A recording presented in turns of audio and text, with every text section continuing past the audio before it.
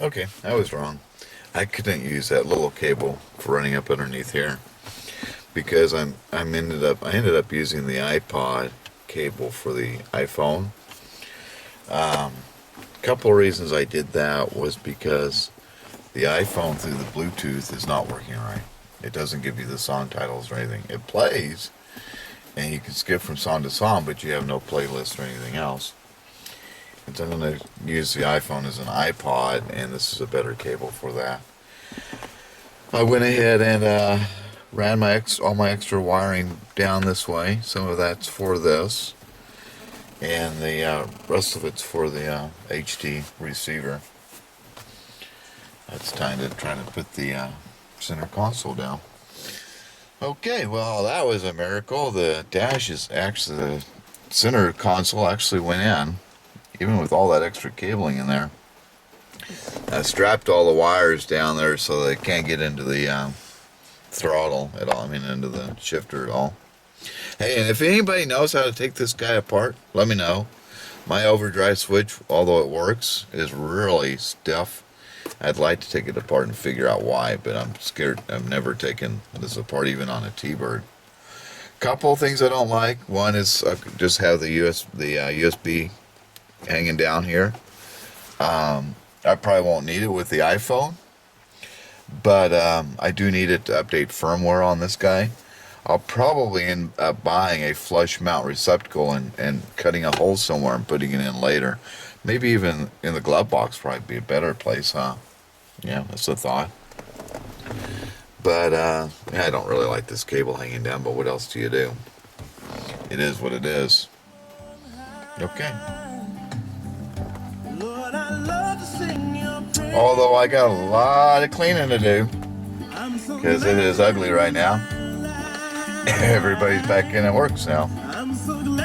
I also still have an awful lot of other wires to run for the camera and the backup.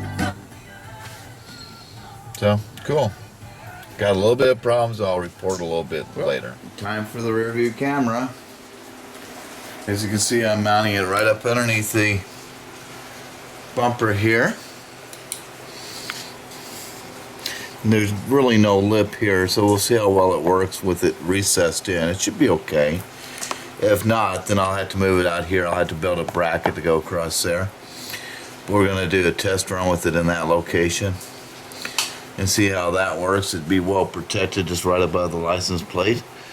I went ahead and pulled the bumper loose here, drilled me a hole in there, and then there's a plug over here in the trunk, and that's where I plan to run the cable up.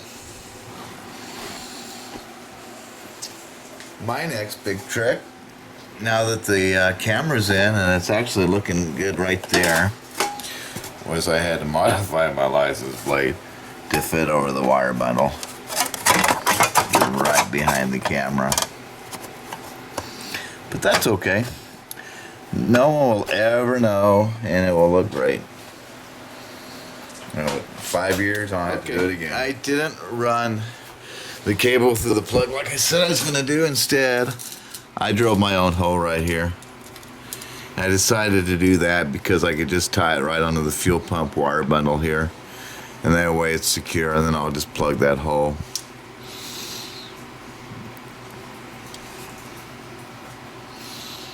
Camera is kind of getting done. That's a good thing. All the wires are run to the back and to the front. This is the Garmin and the backup light. I ended up putting my antenna right there, just right behind the rear seat. Can't see it from in here, but that's a good place to hide her. Yeah, I like that. I never could figure out a good place for it, but I think that's a great place. I just gotta get the bottom in, and I'll be done in here. My reverse light, what I do is I just splice in here. For those of you that want to do this, it's this bottom single wire by itself. Get the 4 across the top and then the 1 here. And this connector lives right up in here. That was pretty simple. So it's soldered in. Put heat shrink over it. And that's I had taken the glove box completely out. This is just so much easier to work. And I'll say, if nothing else, you will not be missing or have too short of cables. I had to get a G in length left over, and this is where I ended up putting more of it again. Some underneath the center console. This is the power supply for the backup camera. Everybody's secure. I just tie wrapped them to the existing bundles there. My wires running down the door jamb underneath the trim. And we just about have a complete car again. That's a good thing. Okay, well, that's it. It's done. That was truly a lot of work. I ended up putting the speaker for the audio here and the push button for the Garmin there, which I thought was a good place for it. And next, I guess I'll talk about some of the issues I've got with this is the backup camera. Right now, it's looking straight down, and the little thing there on the image there is actually a little flashlight I put down there. This is a split view that shows the down view here, and here's the backup view. This is a split view. I don't know what you would use it for, but some people might like it. You can see the enclosure of the license plate area. This is the light for the tail light. Matter of fact, if I turn on my lights, yeah, there it is. One lit up light. And it's got these markers to help you back up. And this is probably, that's a wide angle view. And then the down. I think the wide angle view is your normal backing up view. And if you want to, you can turn off the lines by touching this side of the screen. This side changes the views. So it's really a cool backup system. Don't know about the quality of the camera, but I guess that we'll find out more later. You can see the little flashlight sitting out there now. Matter of fact, just for the heck of it, let's go back to the top-down view. This white on the bottom is my bumper. Let's go see what it looks like in real life here. Yep, there it is. One little flashlight. Okay, well, let's get going here. Right now, the iPhone is connected to the Bluetooth, and if I go to play the iPod and turn the volume up here, you can see that things are playing here, but there's no sound. Go back to the menu, go to Bluetooth mode.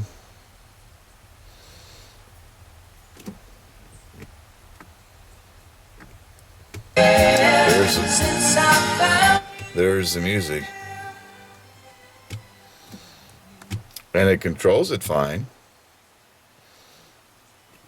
But through the Bluetooth mode, there's no title, there's no artist, it just simply says device, my iPhone.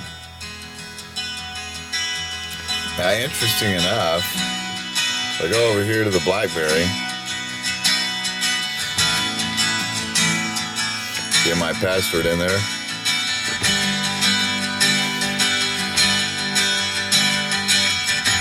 And turn off the Bluetooth. First, I'm going to disconnect the radio. Okay, well, that's good. It just completely shut it off. And I'm going to turn off my Bluetooth. Come on.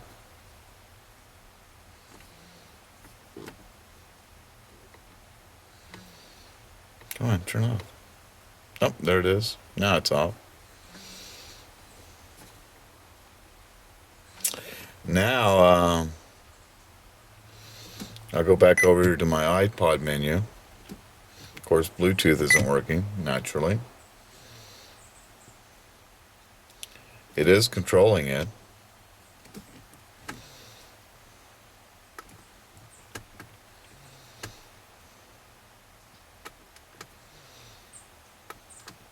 Everything is alive, but there's just no sound. Now if I unplug the iPod, it disconnects it. It sees that. Plug it back in.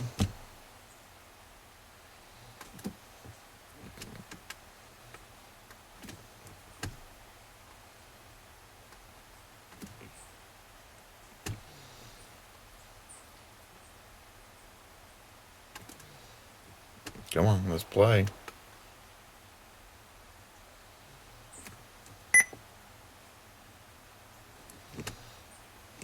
Oh, so much for that demo, huh?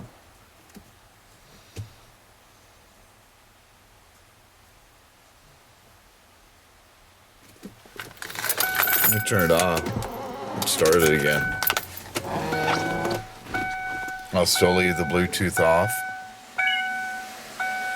Let it boot back up.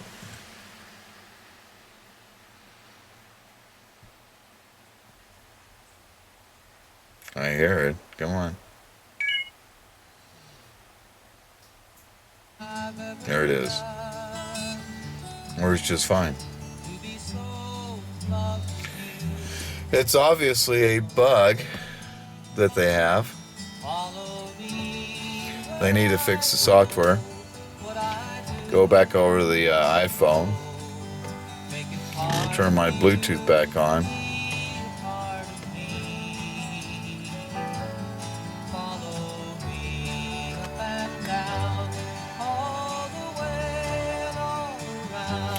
And there is the DNX9960, so we'll connect to it.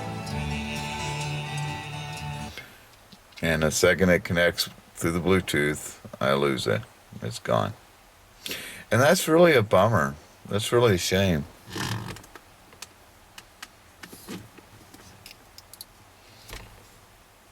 I sure don't mind listening to it through the Bluetooth,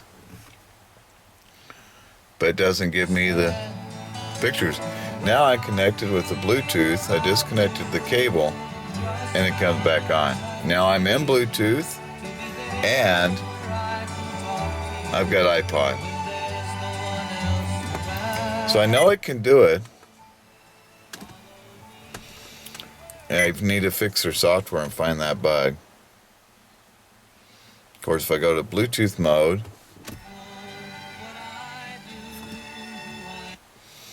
back to iPod now.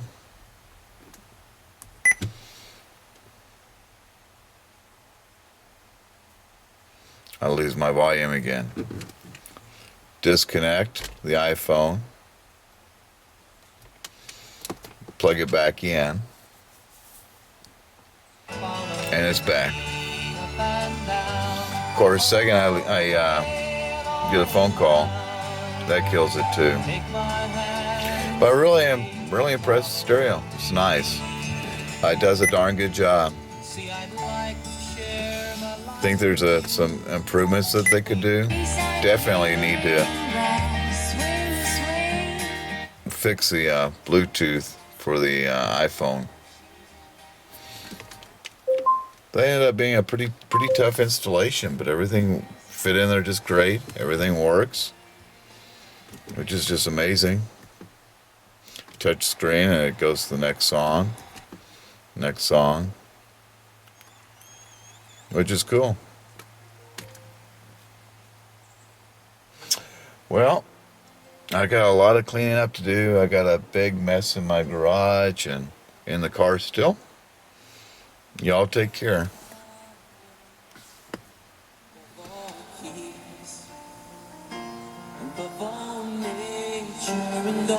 Created